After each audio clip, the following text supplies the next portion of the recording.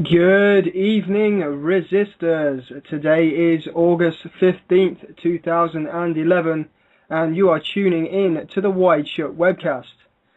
And no, you haven't missed a day. It is Monday. This is now the new slot going forward, so be sure to pencil that in your calendars if people have calendars, or whatever. We're on Monday nights now. Awesome. Of course, this is the Resistance Radio Network. That's resistradio.com, and my website can be found at wideshut.co.uk. Haven't been putting too many articles up recently, other than the riots. Kind of been sidetracked. You know, I'm trying to finish the 7/7 film. I was obviously doing the little riot documentary film as well, so not had too much time to post the news. But going forward, I should be updating that daily again, as of tomorrow, hopefully.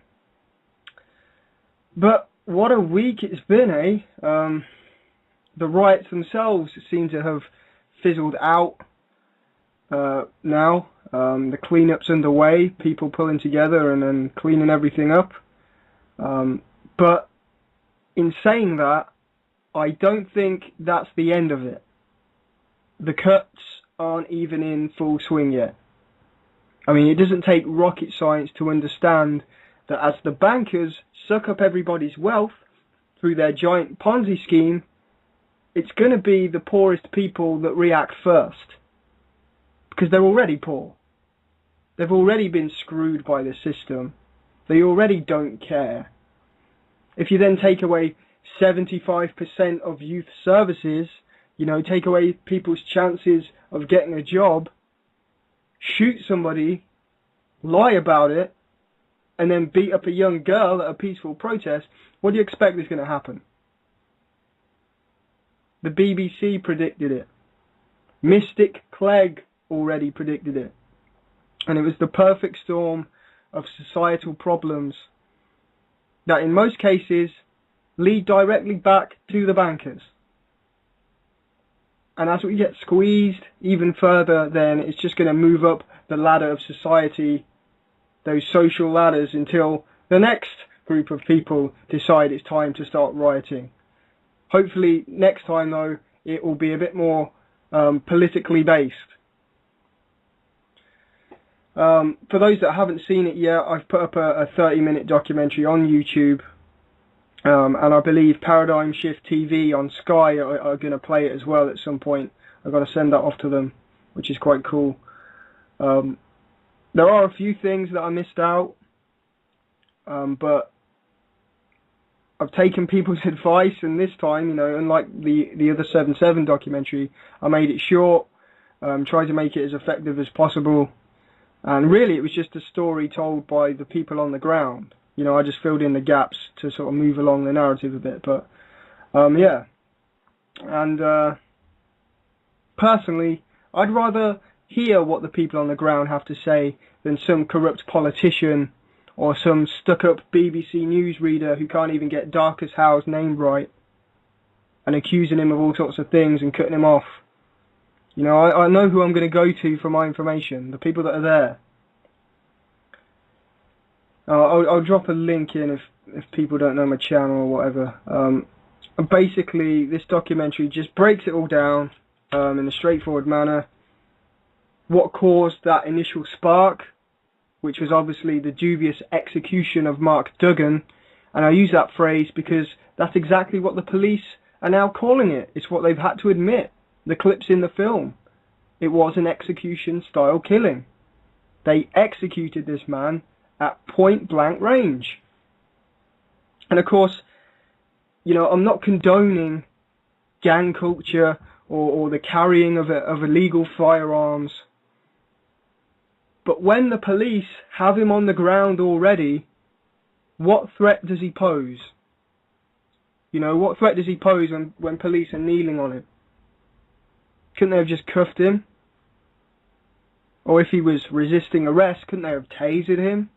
Why does it have to be shoot to kill? Why did he have to die? And more importantly, why did they have to cover it up like they always do? Why did they have to lie about it? Why did they have to ignore the family? and the local community? Why did they then have to beat up a 16-year-old girl? So a lot of people are coming out, saying, oh, why are you trying to excuse the rioters? Why are you trying to excuse the police? Let's just call a spade a spade. The police fucked up more than once in the past week. And that catalyzed the rioting across the country. And you can say that, oh, this Mark Duggan, he was just scum. He had a weapon in the car. He must have been up to something. The Daily Mail says he was a drug dealer, a gangbanger. I mean, they've not really presented too much evidence for that. If he was a drug dealer or a gangbanger, why wasn't he arrested before this? That they're clearly, by the way they've presented their article, trying to drum up some kind of hatred, as they always do. It's not as simple as that. There's shades of grey. People are born into this kind of culture. And unfortunately, it's not unheard of to carry a gun in the poor parts of London. If other people have guns, you want to be on a level playing field, else you might just get shot yourself. And it's not unheard of for young people to deal drugs to get by. And it's obviously not a perfect system, and action should be taken to tackle it, but it is what it is. And the police aren't exactly being transparent about it, are they? If he was about to commit a crime, well, what was that crime? Why won't they tell us what that crime was? Where's the evidence that he was about to commit a crime? His sister said that he carried a gun for protection because his cousin had been stabbed to death in a nightclub. This is the world these people live in. And it's not always easy to get out of it either. Murdering him, execution style, is not the answer. So, yeah, the film, it gets into that initial spark, the wider context, and then I try and put some of, my own perspective on it. Because, let's be honest. Let's be honest here. Who are the real looters in our society? Is it kids smashing up shops? Or is it the government and the banks? Who uses more violence to get what they want? Is it kids smashing up shops? Or the government illegally invading foreign countries and killing over 1 million people with disgusting weapons like depleted uranium? Let's get our priorities straight.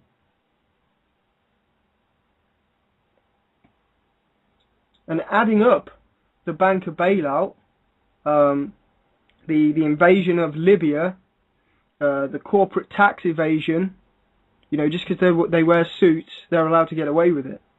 If we add all these things up, all this looting that men in suits have been doing, to be anywhere near that amount of money, the rioters would have had to have done the same amount of damage 4,320 times. Why can't people get that into their heads? Just because bankers do it with a nice smile and a suit doesn't make it okay.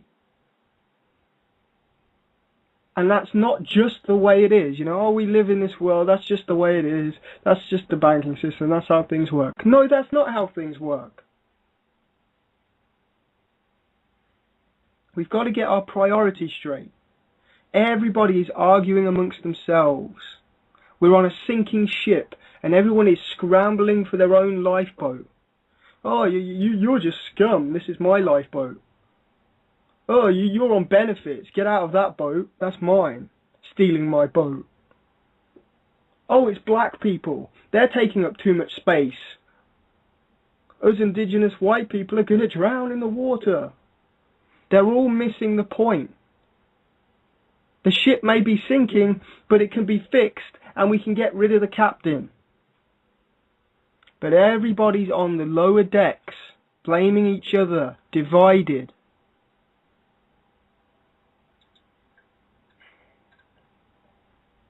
And I want to make something clear to people, because you see the comments in the videos, on the newspaper articles, people's reactions. You know, they say, oh, these stupid rioters, that's my tax money going down the drain.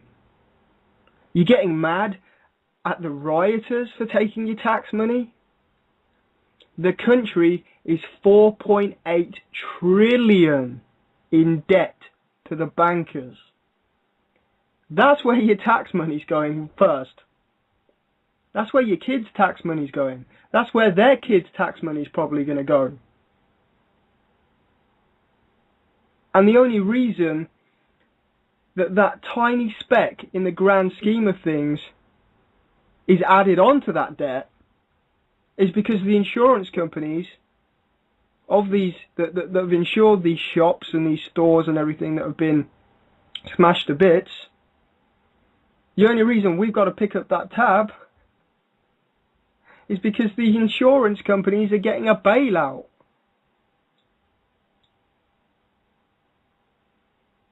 I mean, does that make sense to anybody here? Insurance is their job. That's what they do. When shit gets damaged, they're supposed to pay out because people have been paying in. But no, they saw what the bankers do, so they take a leaf out of their book, go to the government and demand a bailout.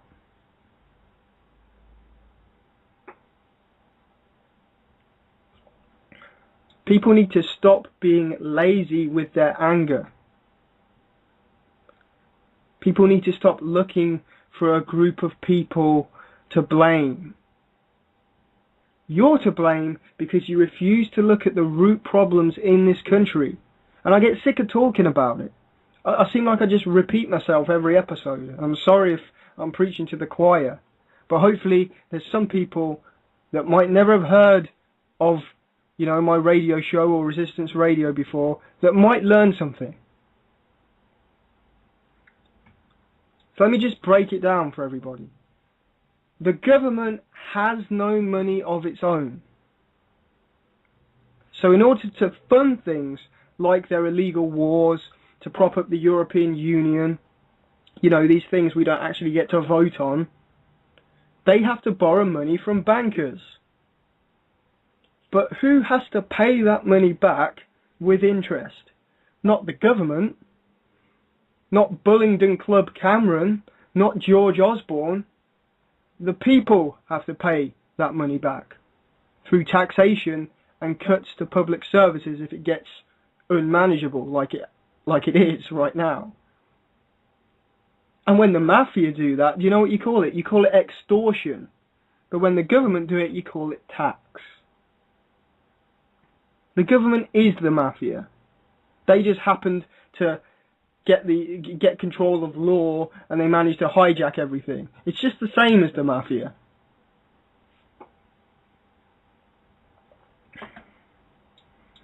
And you might get those people that think, oh, I'll vote Labour next time, or I'll vote, you know, another party next time. Just look at the big three parties. They're all for cuts. Every single one of them are for cuts. Every single one of them were happy to bail out the banks, even though the banks are the ones that crashed the economy in the first place. You think you live in a democracy? That's just a little game they play to keep everyone distracted on the lower decks of the ship. Well, the captain is way up there rolling around in a big pile of money. And it was interesting to see old Ed Miliband come out today and kind of join the liberal side of things. You know, he's come out and say, oh, we need to stop these knee-jerk reactions. I think some of these measures are too harsh. And these people probably do need help. It's so transparent. He's just looking for political brownie points.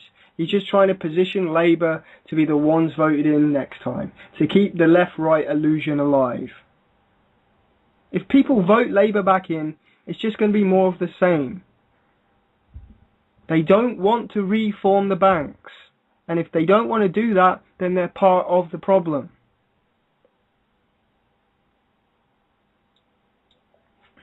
You vote Labour back in, it's going to be more of the same. Just wait until the cuts take full effect. Wait and see that, until your pension disappears. Oh, you need an operation. Sorry, we can't afford to save your life today, sir. We've got no money because we give it all to the banks. You think it's bad now with chavs and scum and rats roaming the streets. Well, we're about to get a whole new generation of even more uneducated people, thanks to cuts to education. And when 34,000 police are gone, I hope you enjoy the undertrained corporate armies that they'll start using, and have already started using in London. Private police working for corporations, trained for only a week or two, on the streets with police powers. That's going to be fun, isn't it? And before I start rambling on, I'm going to get to some related news articles. And it wouldn't surprise me if they do actually want this to get worse, judging by these things I'm going to get into in a minute. I don't see any evidence for this whole thing being orchestrated by the government or anything that some people are trying to put out there. It doesn't need to be. The problems are already in place for it to happen. It just needed that spark, and we got that spark. But it does give them exactly what they want. Increased control as things start to get worse. By the time the average person gets affected by all of this, there will be no way of rebelling against the system, because they would have already switched off BlackBerry or censored Facebook or put new laws onto the streets that you can't protest here. And some of this stuff coming out after these riots is ridiculous. It's as if they want more violence. It really is. First article. Manchester police say sorry over tweet on woman who accepted looted clothes. Let me just get into that, because the story is within the article. It's not necessarily the angle they're taking, but Greater Manchester Police have apologised after appearing to celebrate a 5-month jail sentence handed down to a mother of 2 for taking a pair of shorts looted during the disorder in Manchester. Ursula Nevin, who slept through the riots, took the shorts from a £629 haul of clothing and accessories stolen from the van store in the city centre by her housemate Gemma Corbett. Nevin was arrested for handling stolen goods after police raided the flat in Stretford. She was jailed for 5 months after pleading guilty at Manchester Magistrates Court.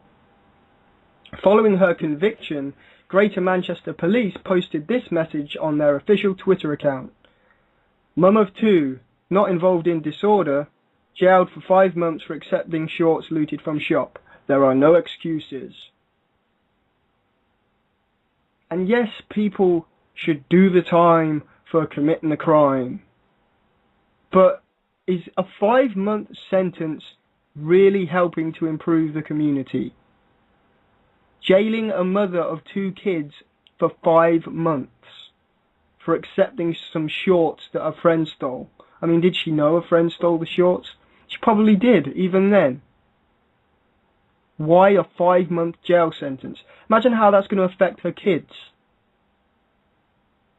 Why not give her, if we're about improving society, as Cameron came out today and said in his big speech, it's a bit of a bizarre speech. He says, we've got deep societal problems, but deep societal problems did not cause the riots, but we still have deep societal problems. Like, he's just talking gibberish.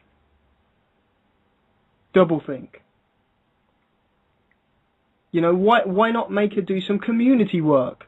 Why not send her to clean the place up without pay or something like that? But 5 months in jail, I think that's a little bit steep in my mind. Maybe I'm just too liberal. I don't know. The next article, Ministers plan removal of rioters' benefits. Ministers, this started as just a petition on the e-petition website. Now, even after condemning it to start with and saying, oh, it's a little bit harsh, now they're all jumping on it because they know there's public support, so they can get brownie points from the public for doing it. But ministers are drawing up controversial plans to remove benefits from those convicted of taking part in the riots that engulfed England last week.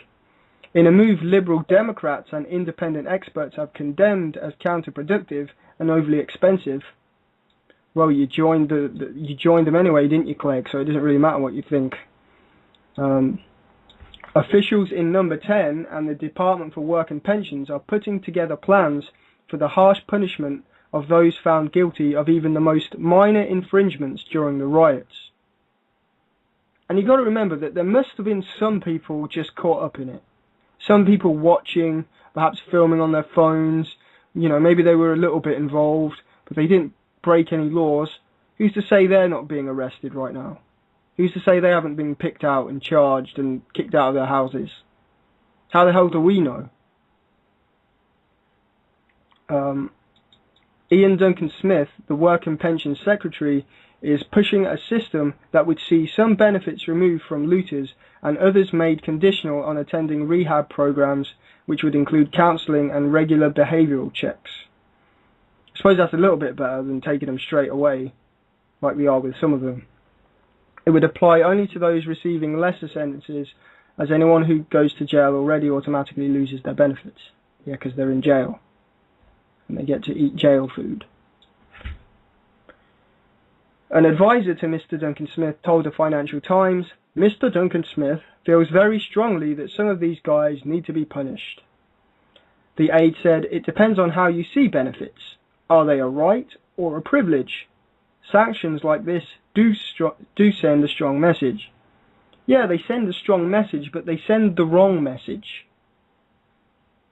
As much as I don't agree with government handouts, because being dependent on the state gives the state power over you, I'd sooner have a society of people that were into growing their own food and trading and had skills to build things and to take care of themselves. But unfortunately, that's not the society we find ourselves in. And if you've given this stuff for so many years and you take it away, it's not going to help the situation. If anything, it's going to make it a hell of a lot worse. You're just going to get even more angry poor people. Maybe they'll turn to selling drugs because they've got no money. And if you're somebody that's angry already, it's not really going to help. And let's face it, if we accept that the system right now is just about giving money to the bankers, that's what the cuts is all about, then you can look at this from a different perspective. It's just another cost-cutting measure. If we can get these people off benefits, that means the bankers can get their money back quicker. Here's another one. There's a couple here. Eviction threat for family of 12-year-old wine stealer. A 12-year-old steals wine from a pub. All the older kids are in there smashing this place up. He goes in, gets a bottle of wine. You're evicted, along with your whole family. It's a little bit harsh. Families of rioters to be evicted. London riots. Mum and teenage son set to be evicted from council home. And all of the snivelling middle class are sitting there going, yeah, get the feral rats. Get them out on the streets where they belong. When shit hits the fan, part of me is going to be laughing at the middle class. Part of me is going to be laughing at some of these people because they're so ignorant and they're so dehumanized. They're taking pleasure that these people are being forced out of their homes. Let me just paste this in. A teenager and his mum are facing eviction from their family home after he was allegedly caught looting during the riots. Allegedly. It's not even proven yet. In a landmark case, the 18-year-old and his mum could lose their council-owned flat as authorities get tough after the days of violence. The eviction notice has been served even before the legal case has been concluded, as the council wants swift retribution. Well, retribution for what? It's not been proven yet. How the hell do they know? I mean, even if it's obvious, there's a certain thing called justice and due process. Before you've even been convicted, they're going to throw a family out on the streets. It's not going to solve the problem. It's just going to make the problem worse. It's just going to make them poorer and more pissed off. Oh, but we've got to punish them because what they were doing was unacceptable. Some talking head on TV, he actually made quite a good point. I can't remember who it was. But he basically made the point, is it fair to evict people that are living in council houses for looting, but not looters that can already afford their own home? Because you can't evict somebody if they own their home. Or, well, you probably could if the Queen wanted it done, because the Queen technically, you sort of have a 100-year lease or something on your house. You don't actually own it. But, yeah, it's a good point. If somebody's rich enough to have their own home, then they don't get evicted. But if somebody's already on, the government handouts and is living in a council house, they do get evicted. Who's the most vulnerable out of those two people? It doesn't make any sense. They've rushed this all through. And I don't quite understand how it's even done. I mean, is this written in law? It just seems like an agreement between the government and the local councils. So what else are they gonna agree on in the future? Will it be anarchists evicted next, or whoever they label as anarchists? Councils in other riot-hit areas are monitoring the possible eviction, which has been backed by David Cameron. He said, "Let's make sure if people riot and break the law, they get thrown out of their council house. It's time to get tough on these things in our country, and actually to be a little less tolerant of people who are behaving in such an appalling way," he added. "For too long we've taken a too soft attitude towards people that loot and pillage their own community." And again, I'm not condoning what they're doing. I'm just trying to think of the bigger picture and the problems that face society as a whole. I don't see it as helping, so why the hell would we do it? And we've also got to look at the hypocrisy of it. There's something deeply wrong in the world when a silver spoon born, guy like Cameron, who went to Eton, there's something wrong when he and his banker buddies are pointing the finger and saying that these people are acting appalling. What's appalling, Mr. Cameron, is taking £50,000 backhanders from the corporations before you were elected. What's appalling, Mr. Cameron, is evicting poor people while Philip Green and Vodafone and all these other companies have been let off the hook billions. What's appalling, Mr. Cameron, is invading Libya under the guise of protecting the people and then blowing the shit out of the people anyway.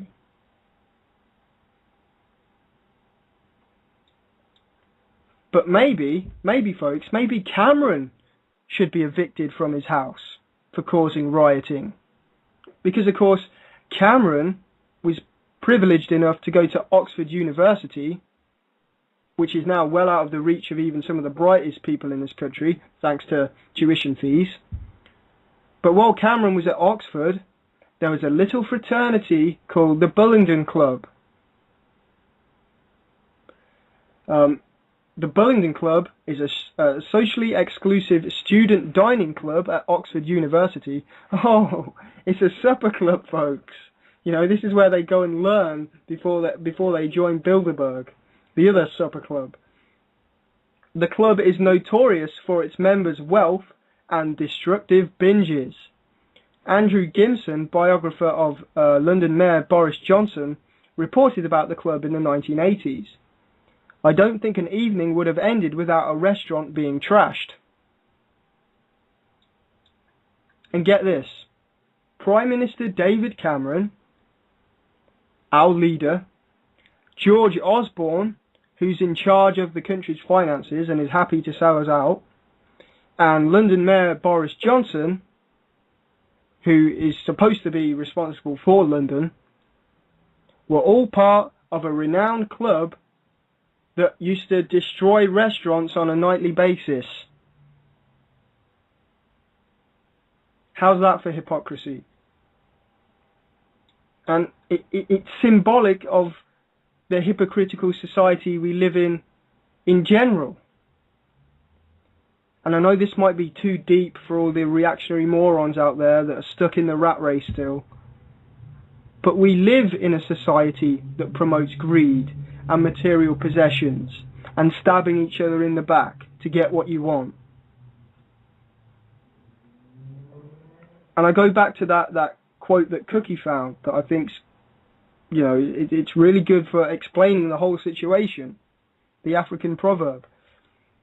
If the young are not initiated into the village, they will burn it down just to feel its warmth. And I interpret that like this.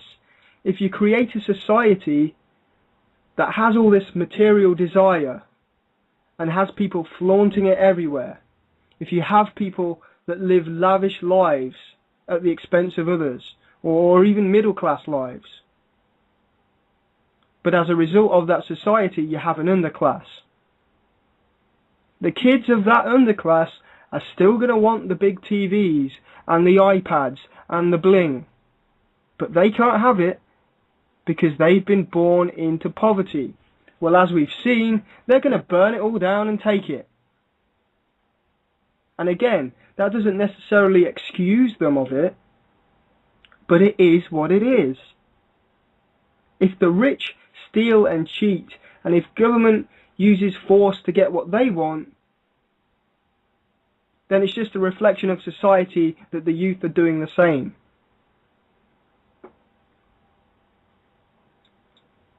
And I know that people in Africa are starving and doing a lot worse than the poorest in our society. But these kids weren't born in Africa. They were born into a society that tells them they can have all these things and then they don't get them. So they take them. And as Hulliam reminded me on a comment on my YouTube video, they weren't just stealing iPads and TVs. Some people actually were stealing food from supermarkets. So for some people, it may have been out of sheer necessity. I mean, I've grown up with a single mother on benefits. Thankfully, I'm not in a city, but there's been days where there's literally nothing in the fucking cupboard. So I can understand if there was a supermarket with the door wide open, lots of people running out, maybe, just maybe, you might go in and pinch something. It's not like the giant chain is going to go out of business because of this. And I mean, just on that point about Africa, people have left those comments on various things. It's not a poverty pissing contest, you know? We're supposed to be the Western world. We're supposed to have a higher living standard. And people come out with comments like, oh, in a foreign country, they would have been shot by now. Well, we don't live in a foreign country. We live in England. We live in Great Britain, supposedly. If you want to live in a country where looters get shot or have their hands chopped off, then the door's there. I'm happy living in a civilized society. But as soon as something goes wrong, oh, kill everybody, nuke them all.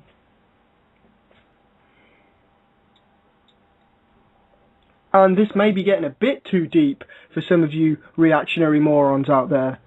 But, sad to say, the only reason why places like Africa are so impoverished is because the bankers and the corporations own them and milk them for their resources.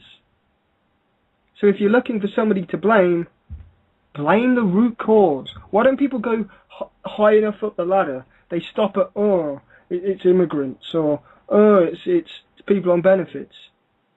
Do a little more digging and you'll find out who it really is. Begins with B and ends with S. Banks. And of course, not all banks. The concept of a bank is not necessarily corrupt. The concept of money is not necessarily corrupt. It's just a form of exchange. But it's the system that's developed with this money that's caused it all to go tits up. Because it's a Ponzi scheme. And there is another headline I wanted to get into on this. Boris, send riot kids to Borstal. So old Bullingdon boy Boris is telling kids to go to you know, whatever you call them, detention centres, youth, you know, hang on, let me read this out. I'm losing my words.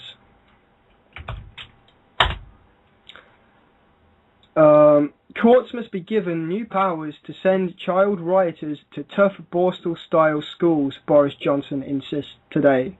The London Mayor has written to Justice Secretary Ken Clarke to demand a change in the law so harsher punishments can be imposed. As soon as something goes wrong, why do we have to change the law and make everything more harsh? Just deal with the law we've got. You know, the last time I checked, stealing wasn't something you let people get away with. Why do you have to increase the punishment? It's because they've got to get heavy-handed in case people might actually start doing it again. Or for when shit hits the fan and people need to do it. They've got to stamp it all out now. How dare the slaves fight back? Judges and magistrates in riot cases are seething that they can only hand out soft justice. Are they really? Are they sitting there in their judges' chairs going, oh, I wish we could just kill this person right now? What's wrong with people? Yobs older than 15 can be sent to young offenders institutes. Okay? Mr. Johnson wants courts to have the power to send underage offenders to special schools known as pupil referral units. Now, I don't know too much about this, but presumably they already exist, these pupil referral units. So what do they send people there for to begin with, if it's now a radical move? Or if they don't exist, why are they waiting in the wings to be used? I don't know, but this is what it says. A typical day in a pupil referral unit starts at 9 AM, when the adult accompanying each child is asked about their behaviour, and rewards or sanctions are given out. Youngsters are not allowed to bring in mobiles, money, jewellery or toys. And they've got a photo of the room. It's basically just a bed. 9 to 9:25 is playtime. Short, organised sessions in which children are taught games and skills and how to cooperate and how to compete. Or how to compete in the rat race. If you can get these people hooked on this paper stuff, you're able to make a lot of money. And if they don't know about it, you'll get very rich. 9:25 to 10 AM, morning assembly involving all children, then there's numeracy lesson. You know, it's basically just a really strict, structured school. All pupils and staff gather at the end of the day to share work and reflect on the day. Individual children are asked to discuss their behaviour for that day and to set themselves targets for the following day. And again, it does seem like a bit of a reactionary measure with no real thought put into it. I mean, how many days has it been since this kicked off and this is all ready to go? And surely there are shades of grey in all of this. Does everyone involved in the rioting deserve to be sent to some institution where you're locked up for weeks and, you know, it's some strange school? Does everyone deserve that? Children as young as 11, do they deserve that really, to be taken away from their parents? And obviously for some kids, you know, I'm not again, I'm not trying to excuse any of it, I'm just trying to see the bigger picture.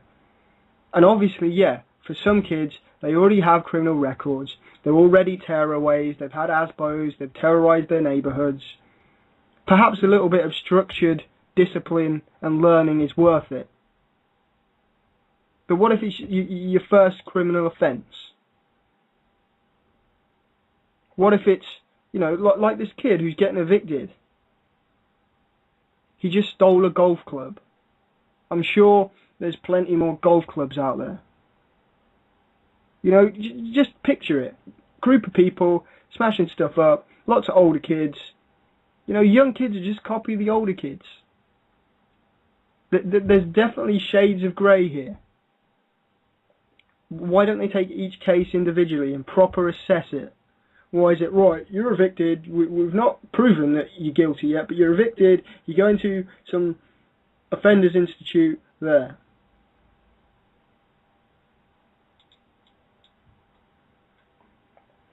And if people steal stuff,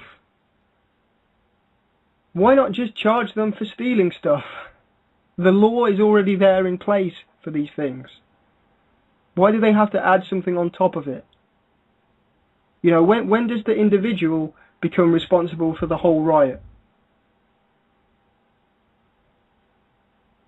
It just seems a little bit odd to me, I don't know. Maybe I'm just, you know, I don't live there, obviously, I've not got first-hand experience with these things, but it just seems a little odd to me.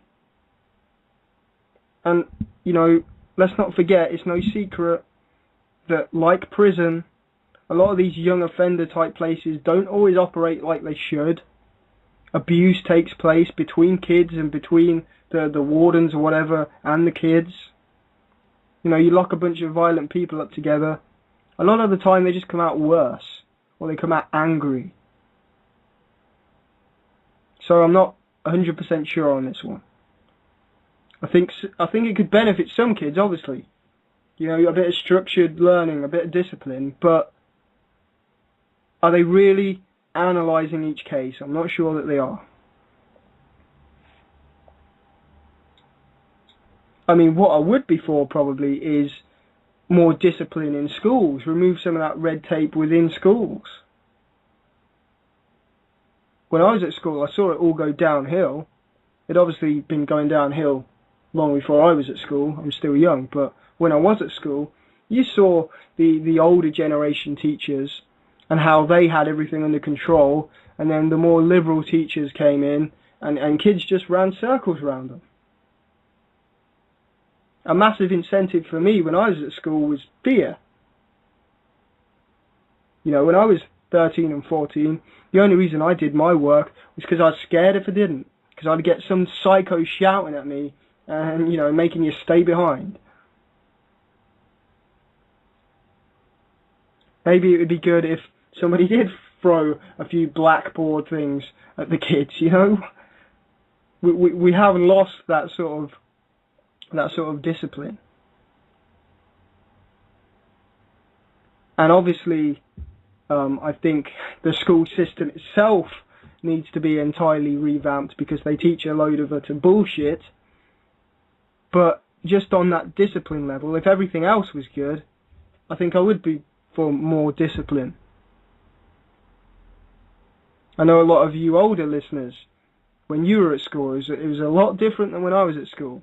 And I think Nick Chief brought it up in a Power Talk chat that, yeah, it was kind of beneficial to have this strict structure to schools.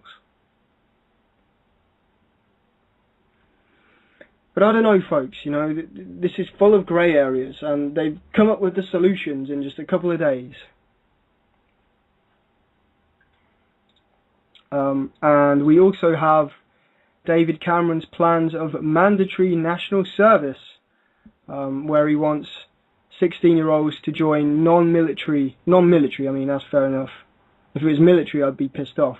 But you know, just sort of working in the community, which, again, I don't think is inherently bad. You know, it might be quite a positive thing. But you also have to remember, we're not living in a prosperous society anymore. It's this band-aid effect. You know, while I'm not against youths working to help society and getting a sense of community spirit, but if David Cameron thinks that's going to solve the problems in society, then he's deeply mistaken. And I think he knows that. He just wants to be seen as doing something. These kids are only going to get poorer. The nation as a whole is only going to get poorer. How are people going to have respect for their country and community spirit if it's being looted and sold off to banks and corporations? Let's get cynical. Maybe this is all about just cutting costs. You know, we'll get generations of 16-year-olds to do all this community work. We won't have to pay anybody to do it. Maybe it's just a tactical cutting measure, just like it is in the prisons. They're bringing in these forced labour in prisons where the money doesn't go to the prisoners. They get coupons for the basic amenities to eat and wash and whatnot, and then all the money goes back into the system. But they sell it as, this is a great idea, it's gonna teach them a lesson, a fraction of the money is going to go to the victims, so that's all good, look, we're helping the victims. But the whole reasoning behind it all is just to make money and cut costs, because they have to pay the bankers. So maybe this is just another instance of that. Get some 16-year-olds to work for free. We can say it's to build community spirit, but it's just to help out our banker buddies again. And one thing that did stick out to me in this article, there wasn't much context to it, but it says Cameron wants to scrap the twisted human rights laws and set up a British Bill of Rights. Let me repeat that. Cameron wants to scrap the twisted human rights laws and to set up a British Bill of Rights. Whoa, hang on there a minute. Firstly, what's wrong with the human rights laws? And forgive me for reading a bit of history, but as far as I'm aware, we already have a Bill of Rights. It just so happens that successive governments have decided to destroy it and create this monster of legislation and acts and statutes and completely hide the whole thing. But if you trace it all back, we do actually have a Bill of Rights. And I don't usually follow the common law, the freeman type stuff. You know, that's not because I don't think there's any basis to what they say. It's just I believe that nobody's going to listen to them and the government are criminals anyway. So if you're harping on about your common law rights or whatever, they're just going to go, shut up, I've got a bat on the boss.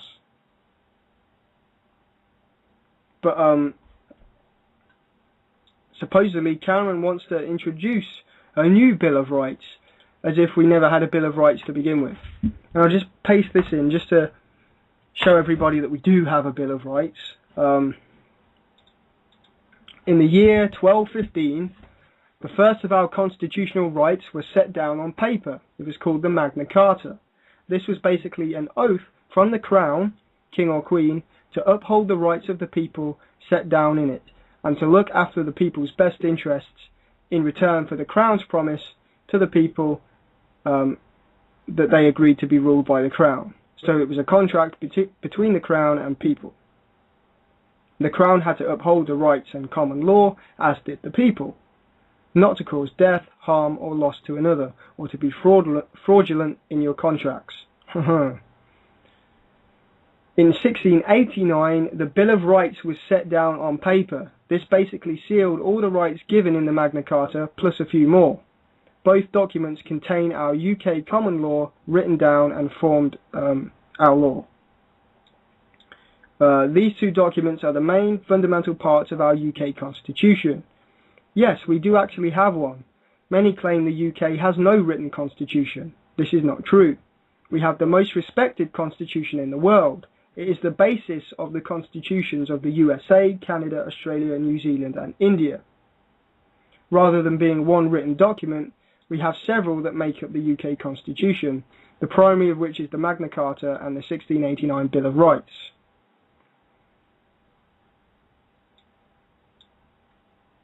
So we do have a Bill of Rights, or we did have a Bill of Rights. Then the bankers and the government came in with their own agenda and basically morphed it with all these acts and statutes until almost everybody has no idea that it even existed. I remember when I was at school, when my sister was at school, who's a bit older than me, they taught her about the Magna Carta. When I was at school, it had stopped, so we don't even get that history anymore. But as for what David Cameron's planning, I have no idea. There's not really much information about it. Maybe it's something that he said today in his speech, and it's something they're going to expand on. But he wants to write a new Bill of Rights. And knowing politicians, when they say a Bill of Rights, you can bet your bottom dollar, if anyone's got any left, that it will be a Bill of no rights. And it really goes back to what I said in one of my videos. The state's answer to its problems is to always give itself more power. They can never admit, or blatantly don't want to admit, that it's the state that causes most of the problems. And when people react to those problems, their answer is to get more heavy-handed. People act up, so we give them less rights. We take away their houses. We stop their benefits. We take away free speech. We block social media. It's a slippery slope. I'm getting tongue-tied tonight. Just on that Facebook social media censorship front, it does appear that they're already doing it. I know a lot of people here have had disappearing posts and articles that have, gone, and something you posted one day is not there the next day. And you can put that down to, maybe Facebook, this multi-bazillion dollar company, has some glitches in the system somewhere. But it never used to be like that. It's quite a recent thing. I'd say in the past year that started happening, things disappearing. And, I was happy to just say, it's just a glitch. But during the riots, it became quite apparent to me that they were actually blocking certain posts with the term riots in it. And this is before the government, the government haven't officially passed anything to block these social networks. But it appears to be happening anyway. Some kind of censorship. And I don't know how many of you have seen the article that I wrote about it. It's a bit hard because I've got screenshots and things to sort of show what I'm talking about. But basically, somebody wrote a status with the tax avoidance, the cost of the Libyan war, the banker bailouts, and compared that to the cost of the riots. Like I was talking about earlier, that you'd have to do it 4,000 blah blah times to be on par with the financial looters in the city. And I went to post that, and it cut the bit off from riots downwards. So then I posted it again, and it didn't show up, and then I posted it again, and it didn't show up. So I thought, hey, hang on a minute, are they blocking this because it has the word riots in it?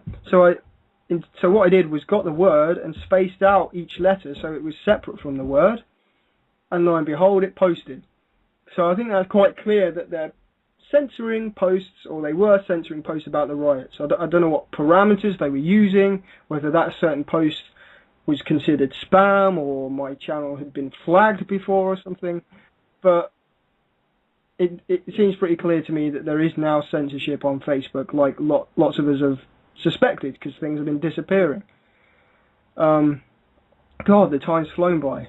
I hope I haven't bored anyone with my rambling. There were some other things I wanted to get into.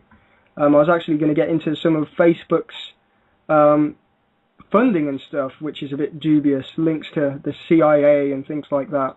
So it's not surprising that they might be up to this sort of thing. We look at the Information Awareness Office and the American government's plan to spy on everybody and to have every piece of data about everybody. And that was a blatant government agency saying that out in the open.